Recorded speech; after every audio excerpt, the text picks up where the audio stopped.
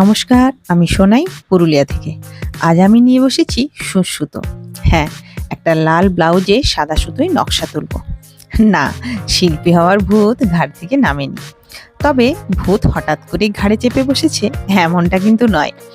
আসলে এসব কাজকর্ম আমি কিছু বছর আগে থেকেই অল্প অল্প করে করছি। তবে একটা মজার কথা বলি শুনুন।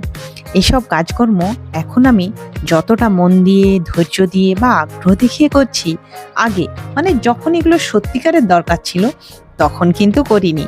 মানে যখন আমি স্কুলে পড়ি তখন আমাদের সেলাই ছিল, কিন্তু বিশ্বাস করুন তখন আমি একটা সেলাইও নিজে পুরোটা বানিয়ে দেখাইনি। হ্যাঁ, যে কোনো নতুন কিছু শেখার নেশাটা সব দিনই ছিল, তবে ওই শেখাতক্কই। যে কোনো ফুল ডিজাইন বা স্টিচ শেখা হয়ে গেলে আমার হতো, তারপর কখনো সেটাকে কমপ্লিট করতে পারতাম না। সব দিন সেলাইয়ের কাজ হয় আমার কাকিমা কমপ্লিট করে দিয়েছে, নতুবা আমি আমার রুমপাদি মানে আমার মাসির মেয়ের খাতা দেখিয়েছি। আমাদের একই স্কুল ছিল, তাই সে যাত্রায় সবসময় আমি উতরে গেছি। আর এখন যখন দরকার নেই তখন শখের বশে একটার পর একটা নতুন ডিজাইন তুলছি, শিখছি এবং ধৈর্য সহকারে সেগুলো শেষ করছি।